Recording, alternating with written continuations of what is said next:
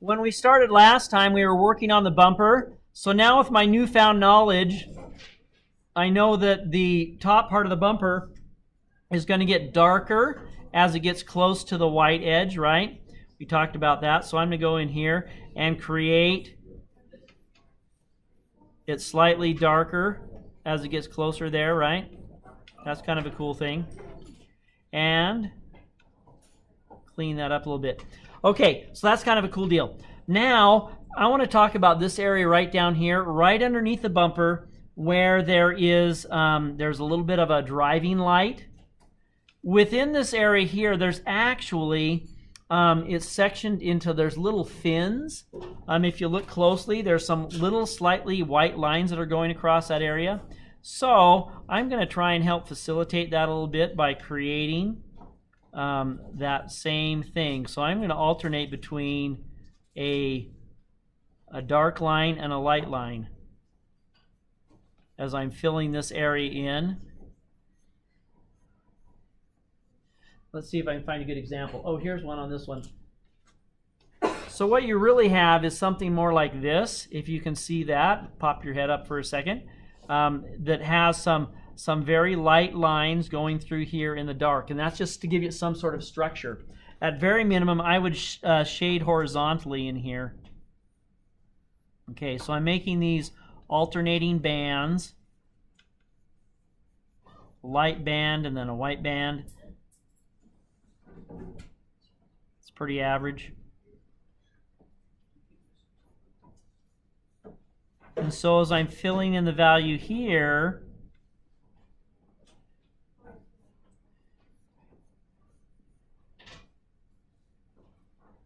like that, and then finally a little bit of dark value right down here. Okay, so that gives us a little bit of structure in there that we didn't have before. So now I just gradually need to go darker with this. And this is a pretty dark area overall. So I'm re-emphasizing my dark lines. And that's cool. But this whole area is pretty relatively dark. And so now I'm going to come back in here and I'm just going to shade over top of the whole thing. So instead of having it black and white, it should be black and gray. And those lines will, white lines will de-emphasize a little bit. And I'm using horizontal shading, drawing into the middle, drawing into the middle. And so now we have it, so now it's kind of a medium value in there. Well, we talked about it being a dark value, so I need to go darker still on my dark value. So right under the bumper, I'm pressing pretty hard because that has to go darker than the bumper is. And so I'm re-emphasizing those lines.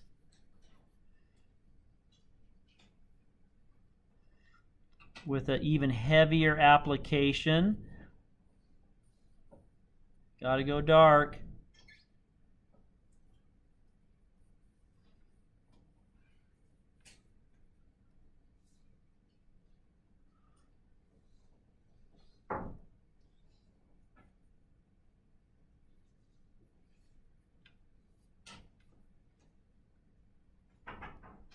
Okay. Well, that's looking pretty good, huh? I'm also going to go in and I'm going to draw a dark line around the driving light. There's actually, remember our rule of light and dark? Well, the driving light is a light area, so things around it will get a little bit darker.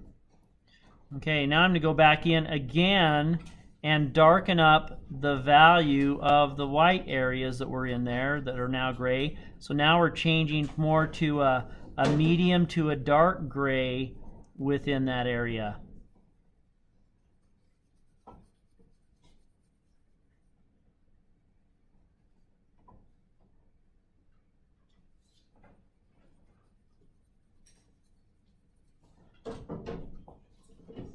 Notice the building process. Remember I told you way back when that when you're doing a drawing, the fills or the parts you fill in between the lines, that takes twice as much time as the actual drawing itself does.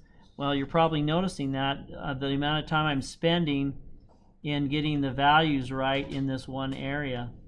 I'm also putting it just slightly darker right along the edge here. That's because this portion, this chrome part here that wraps around it, it's actually a light value. There's a white line that goes right around the edge.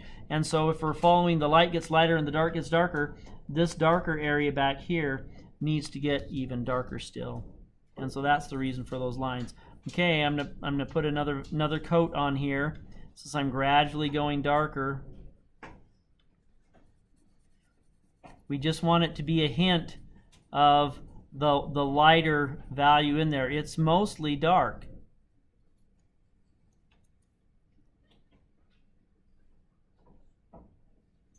Okay. Now the quality of my projector is pretty good, but even in this half light you can't see the subtleties probably very well. I'll come around and show you guys this individually so you can kind of see what I'm talking about.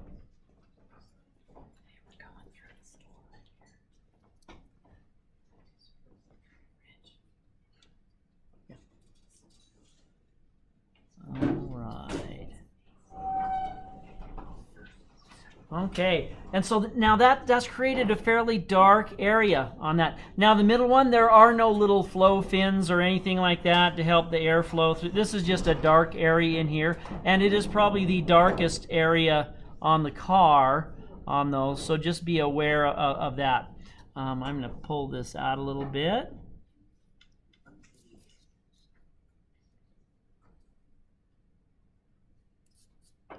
Okay, so that's cool. Now I'm going to do the same thing over here when I do this one. I'm doing the same thing, but it's even darker. You don't even see those very well with those. But for right now, shall we just do this middle part? It's a pretty dark part, and this comes down here, right? And so this area here, I'm going to put my pencil down. I'm going to shade in towards the middle. I'm going to put my first level down. I'm shading in the direction of the surface, putting down my initial values. Now this area is darker than the bumper. So I'm putting this line in pretty darn heavy just so I can kind of see where the boundary is between those. And I can use the tip of the pencil to define the boundary between the open area here and the bumper. So I know that that's going to be a pretty dark area. Okay, and so back to shading. I'm going to pull in, right? Values going in. Set the pencil on the edge, on the boundary. Pull it in towards the middle. Fill in the middle a little bit. So that was pretty good. I can also go in a vertical sort of a thing. So I'm going to place this here. Pull across.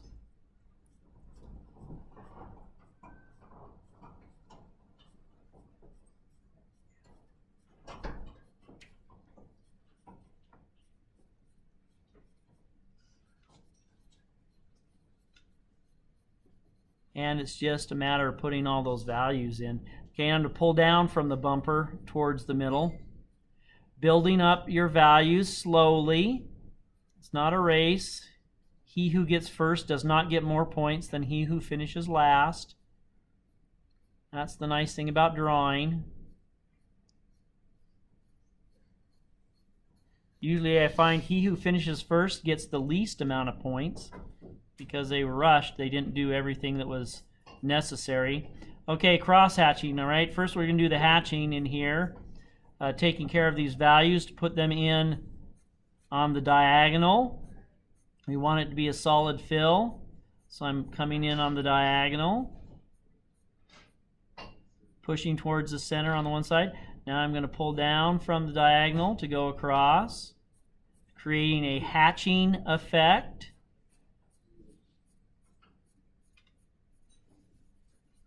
And if hatching was good, cross-hatching is better to make a fill. Once again, starting on the edge, pushing towards the middle. along the whole of the area.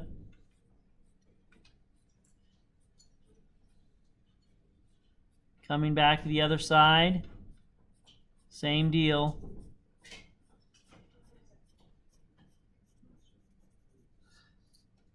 That's pretty cool. Now I'm going to come back and put another stroke. I wanted to define this edge. What do I mean by define? I'm establishing the boundary between these two spots, right? That's what I mean by defining the edge. This over here probably needs to be just a hair more rounded.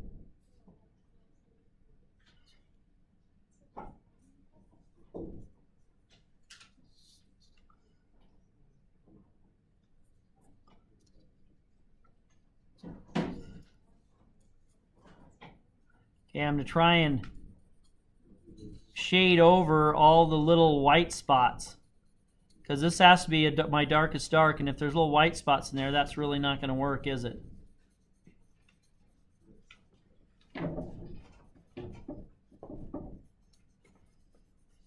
And so if I can shade in multiple directions, it'll probably work out better for me. I'm going to go across this way now.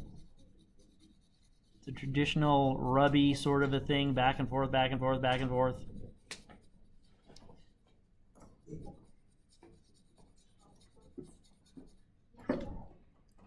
Now this is harder if you have a hard pencil. If you have a soft pencil, it's easier, you know, the graphite will come off a little bit easier. It'll sand off a little bit better.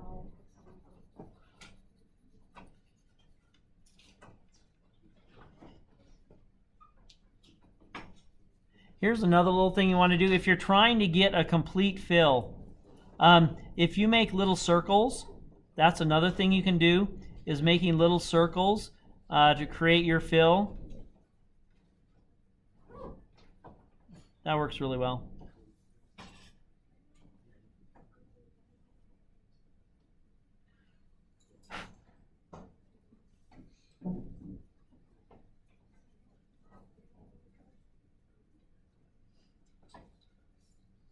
Wow, that's dark, huh?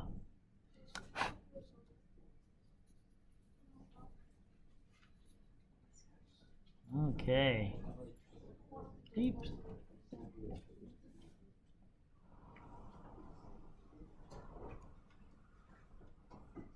You can use your eraser as a pretty good drawing tool as well.